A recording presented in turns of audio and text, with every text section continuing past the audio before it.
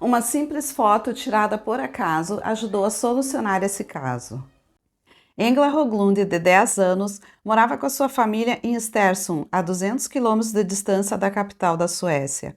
No dia 5 de abril de 2008, um sábado, a menina participou de um treino de futebol no centro comunitário local. No final do treino, ela encontrou a sua bicicleta, que estava guardada no centro comunitário durante o inverno, e ela quis levá-la para casa. Engla não estava com seu capacete e não andava de bicicleta há alguns meses, mas implorou a sua mãe Karina que a deixasse voltar para casa. E ela acabou concordando. A mãe queria que ela fosse um pouco mais independente e decidiu deixar que ela voltasse sozinha para casa naquele dia. A menina teria que pedalar cerca de 4 quilômetros para chegar até em casa. Karina disse à filha que ligaria em seu celular durante a volta para saber se estava tudo bem. A mãe ligou para a menina algumas vezes e, quando faltavam cerca de 10 minutos para ela chegar em casa, ela resolveu não ligar mais e aguardar. A mãe de Engla sabia exatamente a hora que a filha deveria estar em casa, mas Engla não chegou. No primeiro momento, Karina não pensou no pior. Ela pensou que talvez o pneu da bicicleta tivesse furado ou a menina poderia ter desviado o caminho para ir à casa de alguma amiga. Porém, ao ligar para o celular da filha para saber onde ela estava, dessa vez a menina não atendeu. Já desesperada, a mãe saiu em busca da filha.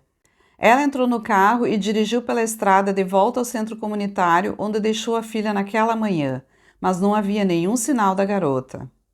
Ao chegar no centro comunitário, todos afirmaram terem visto a menina pela última vez saindo com a sua bicicleta.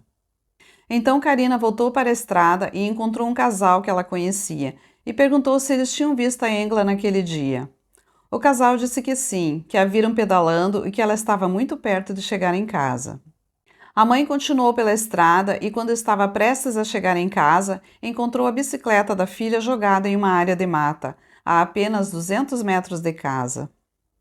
Karina e seu marido começaram a vasculhar a área, procurando pela filha. Ao observar melhor o local em que a bicicleta foi encontrada, eles viram marcas de pneus de carro que parecia ter passado por ali em alta velocidade. A polícia foi chamada e imediatamente se deslocou para o local. O grupo de busca procurou Engla em todos os lugares, mas não havia nenhum sinal da garotinha de 10 anos. O desaparecimento de Engla se tornou uma grande notícia na Suécia e cerca de 200 pessoas se ofereceram para ajudar nas buscas. As buscas continuaram intensas por vários dias, até que um morador local chamado Thomas Langton se apresentou à polícia. Ele relatou que no dia do desaparecimento de Engla, ele e sua esposa, acompanhados por um outro casal, fizeram uma longa caminhada pela região. Thomas contou que havia comprado uma câmera nova e levou para experimentá-la na caminhada. Enquanto caminhavam, eles viram Engla na beira da estrada pedalando em sua bicicleta. Thomas queria ver como a câmera reagia ao fotografar uma imagem em movimento, e então ele tirou uma foto da menina. Logo depois, ainda testando sua câmera, ele tirou uma outra foto, dessa vez de um carro vermelho que passou pelo local. Passado alguns dias, ao revelar as fotos, ele percebeu que a criança que ele havia capturado em sua câmera era Engla, a menina desaparecida. As imagens ficaram nítidas e ele conseguiu fotografar até a placa do carro que passou e o motorista que estava dentro. Ele levou as fotos à polícia, pois acreditava que era uma pista importante. Um policial que fazia parte do grupo de buscas foi encarregado de falar com o motorista do carro vermelho para ver se ele havia visto alguma coisa naquele dia. O policial não sabia, mas o motorista daquele carro tinha uma longa ficha criminal. Em 4 de junho de 2000, Pernilla Hengren, de 31 anos, foi assassinada a cerca de 45 quilômetros da cidade onde Engla morava com a sua família. Ela foi espancada e estrangulada por um criminoso desconhecido, a poucos metros da casa de sua mãe. Seu ataque foi testemunhado por uma menina de 16 anos que passou pelo local em um táxi. Ela viu quando o homem agredia uma mulher embaixo de uma ponte por onde ela passou. Assim que a garota chegou em casa, ela ligou para um amigo e os dois foram até a ponte onde ocorreu o ataque, mas não havia ninguém lá, apenas roupas jogadas no chão. A polícia foi chamada e um cão farejador encontrou o corpo da mulher em uma floresta próxima. A garota descreveu o homem como sendo grande e que ele estava com as mãos em volta do pescoço de Pernilla, e ela não conseguiu ver seu rosto. Ela disse à polícia que o homem tinha pouco cabelo, uma grande barriga e que ele parecia um motorista de caminhão. Mas a polícia nunca conseguiu encontrar o criminoso. A polícia prendeu o dono do carro vermelho no caso de Engla e os policiais perceberam imediatamente a semelhança entre ele e o esboço do assassino de Pernilla. Seu nome era Anders Eklund e ele era um caminhoneiro careca com uma barriga grande.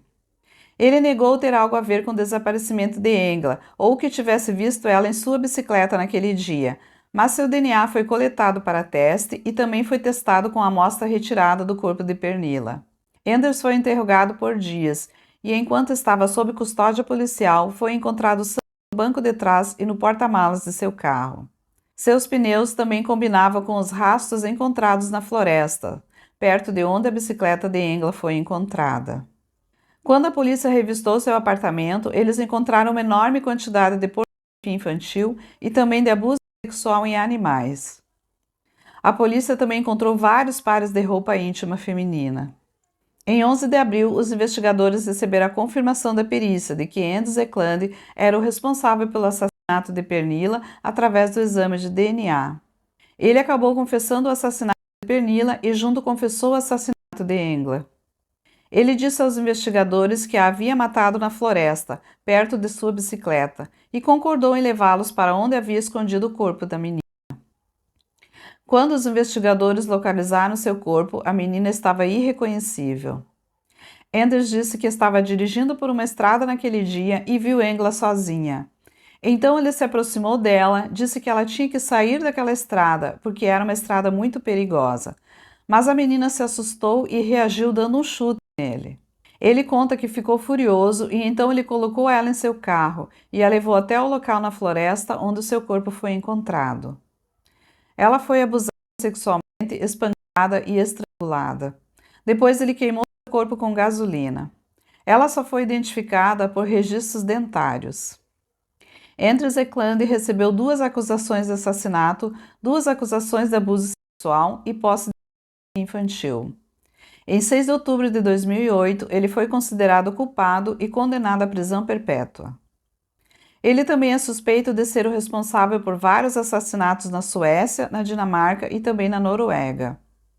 Anders também é suspeito em outro caso de assassinato de uma menina de 6 anos, Jasmina, mas nunca houve provas o suficiente para ligá-lo ao assassinato e ele nega ter cometido o crime. O caso de Engla foi tão chocante para a Suécia que o seu funeral foi transmitido ao vivo pela TV para o país inteiro.